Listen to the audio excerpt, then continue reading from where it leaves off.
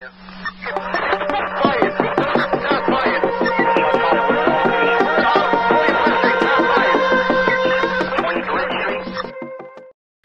everybody, this is Dave with Blue Line Battle Sports, and today I kind of wanted to go over a brand new pistol from Lancer Tactical. It's the Cthulu. Right now they're kind of hard to get a hold of. They're selling out everywhere, and there's a good reason why for it. So I'm just going to give you a rundown. It's not really an unboxing video. I'm going to give you a rundown, then some gameplay, and then my overall thoughts at the end. So right out of the gate, I was really impressed with the way they package this. It comes in a box, or in a pistol case, which is nice. In that pistol case, you get, obviously, the gun. You got your instruction manual and stuff here. You've got a pull ring and a compensator for it. All right, so looking at the gun out of the box, it's solid. It's a little heavier than what you get from an AAP, and that's really kind of where this gun competes. Supposedly, a lot of this is compatible with the internal parts on an AAP-01, which is good because I have two of those, and depending on how this runs, I may port some parts over and use one of them as a part gun. One of them is very expensive, and I built that one to be a competition gun. Comes apart the same way, which is nice. Separates into two halves, just pushing the button on the back. I reached out to Lancer to find out about this, because this is the hammer for those of you that don't know. And a lot of times on your AAPs, these break. Actually, all the time on your AAPs, these break. Need to be replaced with a steel one. When I reached out to Lancer, they said that these were steel already, so that's nice. That's a nice upgrade right out of the box. I really like that. I've been trying to mess with the hop up a little bit since I got it. Mine in particular is sticking. I'm probably going to take this apart and see if it's something in there that's jammed up, or if it's just super tight, or what needs to be done. Not entirely sure with that. Unlike the AAP, you got a safety back here. I don't like this. I have bigger hands, so if I'm holding the gun in game, I can easily activate the safety with my thumb. I know it's supposed to be a dual thumb rest. Every gun I've ever fired, they have slides on them, and I've been taught for a very long time ago, you don't put your thumb over the slide because that's how you chop it off. And I've seen people cut themselves on slides because they're not paying attention. That's going to take a little getting used to for me. It's an easy removal, though. It's just this piece, and there's a bar in the back of the, there's a bar back here. I don't know if you guys can see it on camera, but that just rotates with the safety, and that falls out if you remove it. So I may or may not remove it. I'm going to test this out and see out on the field. So we'll go from there, and I'll make that determination later. As you can see, it does come with a rail. It comes with thumb rests, all upgraded parts that you usually have to do.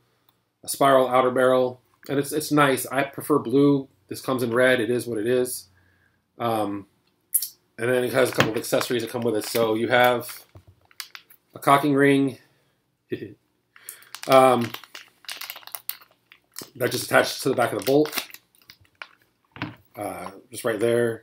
I had to bend it. I was messing around with it a little bit last night. I had to bend it out. You have a compensator, which I like. There's a problem I have with the compensator, though. I wish they had put some set screws in here.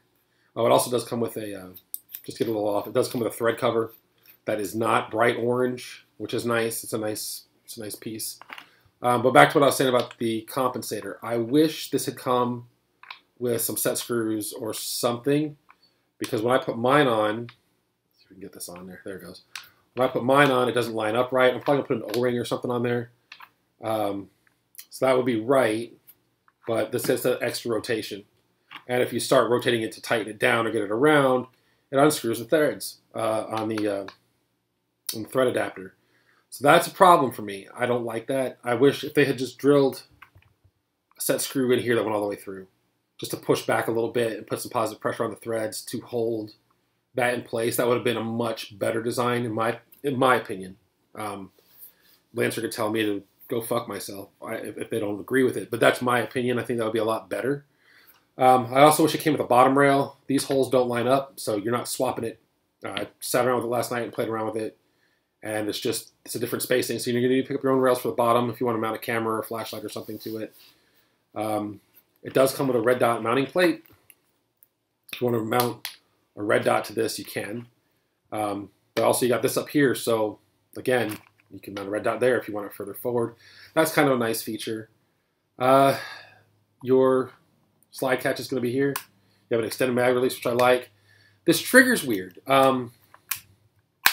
See, there it is, the safety. This trigger's weird. So you've got an adjustment screw on the back, and honestly, your trigger brake is here, but your screw's already there. There's hardly any rearward travel. Where all your travel is, let me hit the reset. There's the trigger reset. That's your wall. That's how much trigger space you have before you get there. And it's not adjustable. I don't know why they did that. I would have much rather them just drilled another hole in there and put another set screw in there for an adjustable trigger. It is a nice trigger, don't get me wrong. There's just a lot of play in it, which I'm not a fan of. That's, again, that's a personal preference. The AAPs I have aftermarket triggers in them, and they're adjusted to where it's sitting right on the trigger brake to allow for a rapid fire. But that is what it is. Right now it's competitively priced with the AAP01. The AAPs are going for about 110. This is between 140 and 150. And for the upgraded parts that you get, the compensator, the exposed barrel that's already anodized, the thumb rests, the steel upgrades inside alone, I mean, that's a huge improvement over the AAP. So value-wise, you're getting similar value, the same value. I think it's a good value for the gun, personally. I'll give you my final thoughts after we test out the performance. But as far as looking at it for upgrades, I'm definitely gonna go ahead and short stroke this and put a lighter bolt in it. The hop up, like I said, I've already had a few issues with the hop up, getting it to set. It's just really stiff. I don't like that.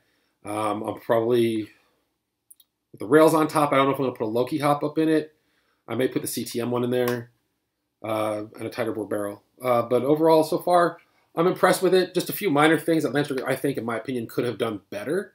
Not to say that the gun's bad. I'm not saying it's bad, so I don't want to say that I'm saying it sucks or anything like that. It's small little things like the trigger, an easier to manipulate hop up, and a set screw for this, so it's just not this wobbly, unaligned mess. I think that would have taken this gun to the next level. But right now, let's go check it out on the field, and I'll give you my thoughts after we get some playtime in.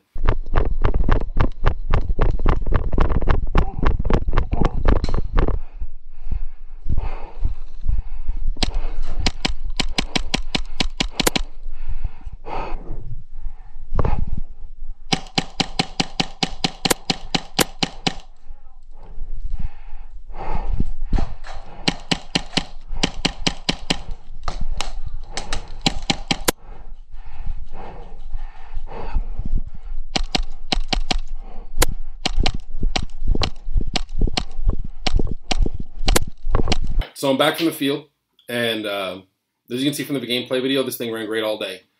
I put an HPA tapped magazine adapter in here from Novrich, who's running MP5 magazines on it all day. Didn't have a single problem with feeding, not one, which is more than I can say for the AAP. And I was right. This got in the way. Anytime I transitioned to my left hand, I was putting it on safe. It was just an accident. So that's got to go. It's just got to for me. Maybe some more time playing with it, and there won't be a problem, but that does have to go. I did put an O-ring on this. It stabilized it. Didn't jiggle all day. I have paintball parts kits for days around here, and I'm not even sure which O-ring I grabbed. It just fit around the thread adapter. I threaded this onto it, and it's been fine. So that problem was easily solved. But like I said earlier, it was still a problem for me. I do wish there was a set screw or something, or even if they just threw an extra O-ring in the box that would fit. I mean, that extra O-ring is 10 cents, man. I mean, not even. That would make it awesome. As far as upgrades, after playing with it, I don't really think I'm going to fuck with it, to be honest with you. I may short stroke it and put a lighter bolt in it. I don't know. I'm on the fence. The hop up, I did have to take the gun apart to adjust it, at least on mine. And I don't know how all of them are. Mine could have just been tight. I did unscrew it a little bit to get it to move even when it was out of the gun in order to do that. So it might have been tightened down too much from the factory. I don't know. but the hop-up did hold all day. I guesstimated right. I didn't have any real problems with the hop-up. It ran pretty well. Except in rapid fire, it would start to curve up towards the end as the barrel starts to overpressurize. So that's really the only issue out of the hop-up I had. And without being able to make that little fine-tune adjustment on the fly, I'm not overly excited about that, but it's a minor problem. Once you get it set, it should be just fine. The trigger, again, I wasn't awful. I was able to get the shots off I needed to get off. It's fairly quick. It didn't really slow me down all that much. I just think it would feel a little bit better without some slop in it. So I most likely will put in a fully adjustable trigger in there just so I can have it set back where I want it. That's a personal preference. I think I've mentioned it before, but lighter bolt and short stroke kit just for that extra snap, a little extra speed on that, especially with the trigger. I'm cautious though, because right now the gun the way it is shot so well that if I start digging around in there, because anybody who's upgraded to AAP knows you start doing bolt jobs and short strokes and triggers, then you're messing with springs, and it could change a lot up in the gun that I already like. So I'm hesitant. I'm probably going to play with it a few more times stock, because out of the box, this thing performed fantastically. I let some of the players look at it and play around with it. I let some of the refs look around and play with it, and everybody was impressed with this gun. As far as the price point, I mentioned this before. We went out to the field. But with all the upgrades in here, you're looking at like almost $350 in parts if you were to buy an AAP and convert it. That's this gun's only $50 more, $40, $50 more. I would say if I was at the store and knew this, looking at both of them, I would go with this gun. Even though it's red, I would go with this gun. I did swap my Black Mamba upper from one of my AAPs onto it with all the upgraded parts in it. It shot some and then would stick, and then shot some and then would stick. So I've got to look at that piece, or that upper, and see if there's any adjustments that need doing before I decide I'm going to swap it over on this gun. I don't see the need to swap anything at this point. Like out of the box, I'm very happy with it. I do want to shorten the trigger at a minimum.